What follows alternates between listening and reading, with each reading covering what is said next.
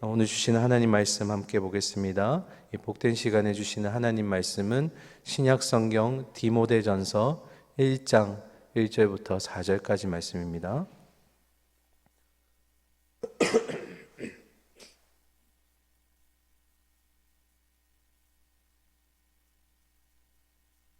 신약 성경 337면에 있습니다. 디모데전서 1장 1절부터 4절까지 하나님을 영화롭게 하는 자라는 제목으로 말씀 받겠습니다. 우리 4절의 말씀 천천히 합독하도록 하겠습니다. 1절입니다. 우리 구주 하나님과 우리의 소망이신 그리스도 예수의 명령을 따라 그리스도 예수의 사도된 바울은 믿음 안에서 참 아들된 디모데에게 편지하노니 하나님 아버지와 그리스도 예수 우리 주께로부터 은혜와 긍휼과 평강이 내게 있을지어다. 내가 마게도냐로 갈 때에 너를 권하여 에베소에 머물라 한 것은 어떤 사람들을 명하여 다른 교훈을 가르치지 말며 신하와 끝없는 족보에 몰두하지 말게 하려 함이라. 이런 것은 믿음 안에 있는 하나님의 경륜을 이름보다 도리어 변론을 내는 것이라. 아멘. 오늘부터 디모데전서 함께 보실 텐데요. 오늘은 디모데전서 첫 시간이기 때문에 전반적인 내용 함께 나누고요. 마지막에 디모데라는 인물을 통해서 오늘 우리에게 2가지 내용 정도 적용해 보도록 하겠습니다. 먼저 디모데 전서입니다. 디모데라는 사람에게 보내는 첫 번째 편지입니다. 여러분, 바울 서신이 신약 성경의 약 절반가량이죠. 13권이 쓰여졌는데 대부분의 이름은 사실 써질 때 교회 이름명으로 지어집니다. 그러니까 예를 들면 고린도 교회에 있는 성도들을 향해 편지 쓴다 했을 때 고린도 전후서, 그리고 에베소 교회를 향해 썼을 때는 에베소서. 그런데 특별하게 3명의 인물, 디모데, 그 다음에 디도, 그 다음에 빌레몬, 이 개인의 사람을 위해서 쓸 때는 이름을 사용해서 쓰게 됩니다. 특정 사람 이름으로 이 편지가 주어지게 된 겁니다. 그럼 첫 번째 시간이니까 우리가 디모데가 좀 누구인지에 대해서 잠깐 살펴볼 텐데요. 디모데의 이름이 오늘 설교의 제목입니다. 디모데의 이름이 뜻이 뭘까요?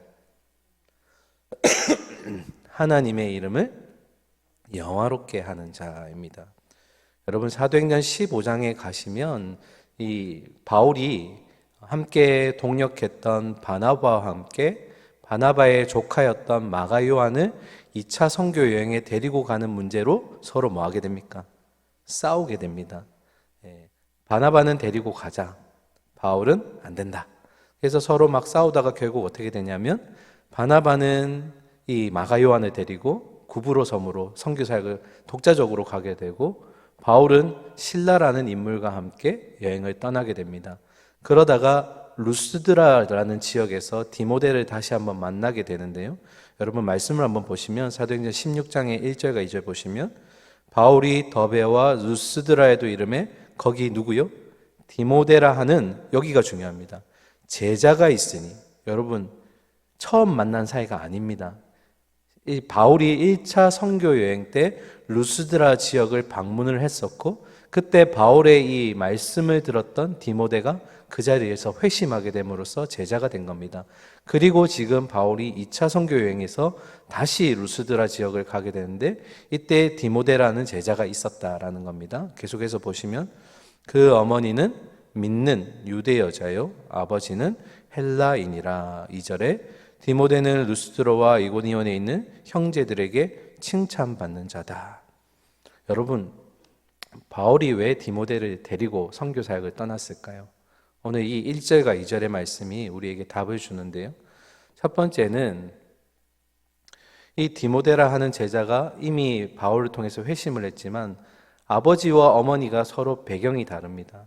어머니는 믿는 유대 여자예요. 그 말은 무슨 말이냐면 예수님을 영접한 유대인이라는 겁니다. 그리고 아버지는 이방인, 헬라인이라는 거죠.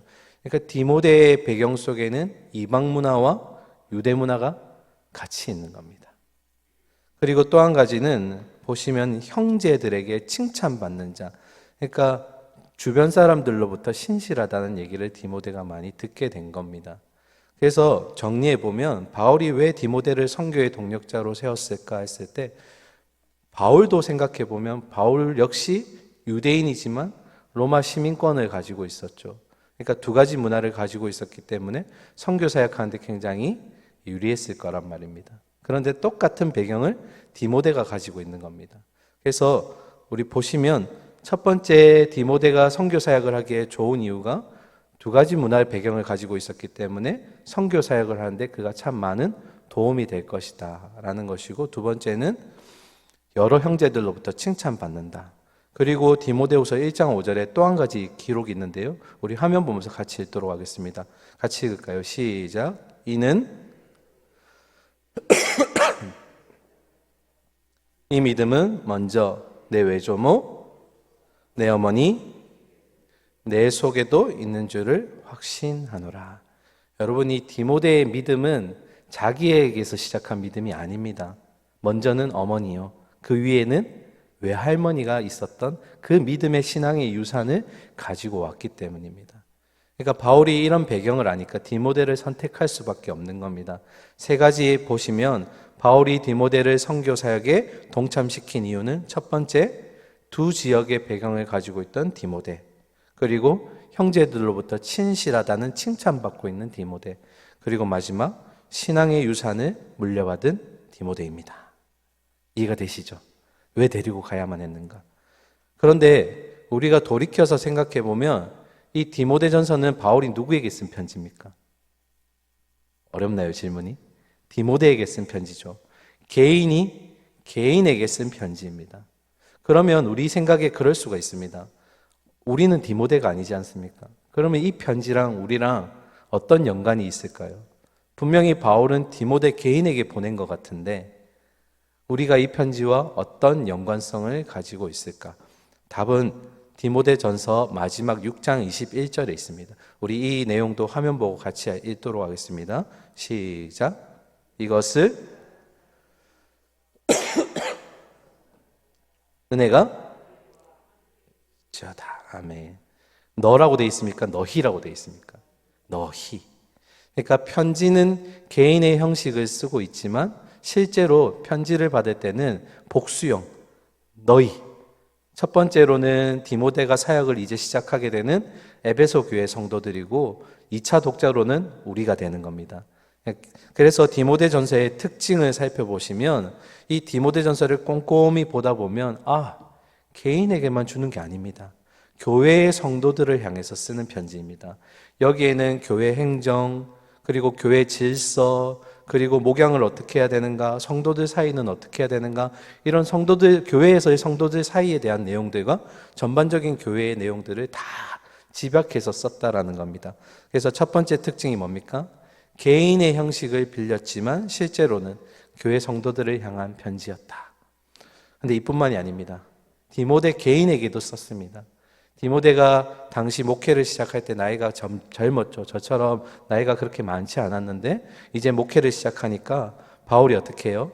어떻게 하면 목양을 잘 할 수 있는지 그 내용들을 집약해서 또 디모데에게 쓴 겁니다. 그래서 여러분이 잘 아시듯이 디모데 전후서는 어떤 서신이라 불립니까? 목회서신, 목회자를 위한 편지입니다. 또 한 건 있죠. 목회서신, 디도서. 그레데 섬에서 사역을 시작하는 디도에게 쓴 편지가 목회서신입니다. 그런데 바울이 사실 에베소 교회에 대한 어떤 정은 엄청납니다. 바울이 에베소 교회에서 특별히 몇 년간이었을까요? 우리 사도행전 담임 목사님 통해서 배우셨는데 3년 동안 에베소 교회에서 열심히 말씀을, 두란노선에서 말씀을 전했습니다. 바울이 보통은 교회를 세우고 나면 다른 사람에게 맡기고 떠나가죠. 그런데 에베소 교회는 너무 사랑하는 마음이 커서 바울이 직접 3년 동안 열심히 주야로 말씀을 가르칩니다. 그리고 이제 마지막 2차, 3차 선교여행이 끝나고 이제 예루살렘으로 돌아가려고 하는데 바울이 에베소 교회에 문제가 있다는 걸 알게 됩니다.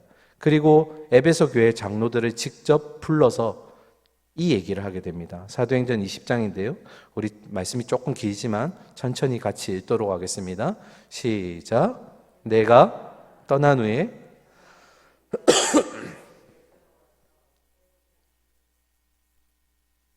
또한 여러분 중에서도 제자들을 끌어 자기를 따르게 하려고 어그러진 말을 하는 사람들이 일어날 줄을 내가 아노라. 그러므로 여러분이 일깨워 내가 3년이나 밤낮 쉬지 않고 눈물로 각 사람을 훈계하던 것을 기억하라. 지금 내가 여러분을 주와 및 그 은혜의 말씀에 부탁하노니 그 말씀이 여러분을 능히 든든히 세우사 거룩하게 하심을 입은 모든 자 가운데 기업 있게 하시리라. 아멘. 에베소 교회에 사나운 이리들이 있다고 합니다. 그들이 바울이 전했던 말씀을 다른 교훈으로 바꾸려고 하고 이 교회의 성도들 사이를 이간질하는 겁니다. 그러니까 바울이 떠나가면서 마음이 어땠을까요? 너무나 사랑하는 교회인데 그때 탁 생각났던 인물이 누구일까요? 오늘 주인공인 디모데입니다. 그래서 바울이 디모데에게 이렇게 기록합니다. 우리가 오늘 읽었던 본문 말씀인데요. 1장 3절과 4절 보시면 내가 마게도냐로 갈 때 너를, 여기 너는 누굽니까? 디모데죠. 디모데를 권하여 어디에 머물라고요? 에베소 교회. 지금 내가 너무나 사랑했던 교회, 하지만 지금 문제가 있는 교회, 이 에베소 교회에 네가 좀 있어라. 우리 1장 4절은 다시 한번 우리 같이 읽을까요? 시작. 신하와 족보와 끝없이 몰두하지 말게 하려 함이라. 경륜을 이름보다 도리어 변론을 내는 것이라. 여러분, 바울이 너무나 사랑했던 교회이기 때문에 자기가 너무나 아끼는 누구를 보낸 겁니까? 디모데를 보낸 겁니다. 이 젊은 목회자였던 디모데. 그래서 오늘 우리는 이제 디모데 전서를 시작할 텐데요. 바울이 이 에베소 교회를 향한 디모데의 또 그 마음과 그 모든 것을 이제 담아냈다는 것을 우리가 기억하면서 오늘 특별히 디모데와 관련해서 두 가지 내용을 적용해 보고자 합니다. 여러분, 디모데의 선교 사역에 있어서 강점이 아까 세 가지 있댔죠. 기억하시나요? 벌써 잊으신 거 아니죠? 첫 번째가 두 가지 문화의 배경을 같이 가지고 있었죠. 그리고 또 한 가지가 주변의 사람들로부터 칭찬받는 자. 그리고 그의 믿음은 그의 것이 아니라 외할머니와 어머니로부터 온 믿음입니다. 그런데 디모데에게 약점도 있습니다. 말씀을 한번 보실까요? 디모데전서 5장 23절인데요. 바울이 이렇게 디모데에게 얘기합니다. 이제부터는 물만 마시지 말고 내 위장과 자주 나는 뭐요? 병을 위하여 포도주를 조금씩 쓰라. 디모데에게 강점은 아까 그 세 가지였고요. 유대 헬라의 배경이 있었고, 그 다음에 신실한 일꾼이었고, 그리고 칭찬받는 자이면서 신앙의 유산을 가진 자. 약점은 뭘까요? 건강이 좋지 않다는 겁니다. 위장병이 있고요. 그리고 실제로 성격도 되게 소극적이었다고 합니다. 그런데 바울은 그걸 알면서 디모데를 씁니다. 그게 하나님의 일이기 때문이었습니다. 여기서 우리가 기억해야 될 것은 여러분, 하나님은 어떤 사람을 쓰실까요? 하나님 어떤 사람을 쓰실까요? 우리의 어떤 잘난 그리고 우리의 자랑스러운 어떤 우리 자질과 조건들을 보고 쓰실까요? 하나님은 우리의 이미 모난 부분도 다 알고 계십니다. 남들은 모르는 내 안에 그런 약점들도 아십니다. 그런데 제가 성경을 보고 또 이 기독교의 역사를 보면 하나님은 사람이 잘나고 못나고 때문에 쓰시지 않으셨다라는 겁니다. 시대를 막론하고 하나님은 어떤 사람을 쓰실까? 바울이 이렇게 디모데에게 권면합니다. 디모데전서 5장 22절 하반절입니다. 같이 읽을까요? 시작. 내 자신을 지켜 뭐 하라고요? 정결케 하라. 답은 뭡니까? 정결. 하나님은 시대를 막론하고 첫 번째로 깨끗한 그릇을 쓰신다는 겁니다. 정결한 사람을 쓰신다는 겁니다. 우리에게 모두가 강점이 있고 약점이 있습니다. 때로는 그걸 잘 이용해서 활용하기도 하죠. 하지만 하나님의 사역에 있어서 첫 번째는 뭐라고요? 깨끗한 사람. 하나님이 쓰시기에 좋은 사람이라는 겁니다. 기억하시죠? 오늘 내가 하나님께 쓰임받기 위해 내가 가장 먼저 해야 될 것은 내 그릇을 금이든 은이든 질그릇이든 깨끗하게 해야 된다. 믿으십니까? 우리 깨끗한 그릇으로 하나님께 쓰임받기를 원합니다. 두 번째, 디모데후서 2장 2절에 이렇게 기록되어 있습니다. 같이 마지막인데요. 같이 읽으실까요? 시작. 또 내가 많은 증인 앞에서 내게 들은 바를 충성된 사람들에게 부탁하라. 그들이 또 다른 사람들을 가르칠 수 있으리라. 아멘. 여러분 지금 보시면 이게 바울이 디모데에게 하는 말이잖아요. 보시면 내가, 여기서 너는 디모데죠. 복음의 가르침의 순서를 지금 보여주고 있는 겁니다. 바울이 누구를 가르쳐줬죠? 디모데. 디모데가 또 누구를 가르쳐주냐면 충성된 사람들. 이 충성된 사람들이 말씀을 받고 나서 또 누구를 가르쳐주냐면 또 다른 사람들. 그러니까 말씀이 어떻게 되는 겁니까? 멈춰 있지 않죠. 계속 사람을 통해서 흘러가게끔 되었다는 겁니다. 여러분 그래서 두 번째로 기억하실 것은 두 번째 같이 보실까요? 우리 각자에게 선포된 말씀은 우리 안에 멈추면 됩니까? 안 됩니까? 안 되는 겁니다. 나를 통해서 또 다른 사람에게로, 그 사람이 또 다음 사람에게로 말씀이 어떻게 해요? 흘러가게 해야 된다는 겁니다. 말씀에 감동을 받고 나면 내가 간직하고 있으면 됩니까? 안 됩니까? 안 된다라는 겁니다. 내 말씀이 받았을 때 바울이 디모데에게, 디모데가 또 충성된 일꾼에게, 일꾼들이 또 다른 사람에게 전달하듯이 복음이 어떻게 해요? 계속 흘러갈 수 있도록 쓰임 받아야 된다는 겁니다. 사랑하는 우리 새벽의 성도님들, 디모데 전서 이제 개요일 시작했는데요. 우리 디모데 이름이 뜻이 뭐라고요? 하나님의 이름을 영화롭게 하는 자. 그렇게 되기 위해서 두 가지 조건이 필요합니다. 첫 번째, 어떻게 해요? 우리의 그릇이 깨끗하게 쓰여진 받을 수 있게 준비되어 있어야 합니다. 그리고 두 번째, 나를 통해서 들어온 복음의 감동이 나로 끝나는 것이 아니라 다음 사람에게, 그리고 그 사람이 그 다음 사람에게 이렇게 복음이 전달되면서 하나님 나라의 확장이 일어나는 줄 믿습니다. 오늘도 내가 서 있는 그 자리에서 하나님의 일에 내가 쓰임받게 하여 주시고, 그리고 나를 통해서 복음이 많이 전달될 수 있도록 복음의 전달자, 통로의 역할을 감당하게 하여 주시옵소서. 결단하는 우리 새벽의 성도님들 되기를 소망하고 축원합니다. 아멘. 함께 기도하겠습니다. 사랑의 주님, 새벽을 깨우게 하여 주시고 또 말씀으로 찾아와 주심에 감사드립니다. 오늘 젊은 사역자 디모데를 통해서 하나님이 두 가지를 알려주셨습니다. 하나님의 일에는 깨끗한 사람이 쓰여진다. 그리고 그 사람을 통해서 복음이 흘러간다. 오늘 내가 서 있는 그 자리에서 이러한 역할들을 감당할 수 있도록 인도하여 주시옵소서. 하나님 아버지, 깨끗한 사람을 쓰시겠다고 하셨습니다.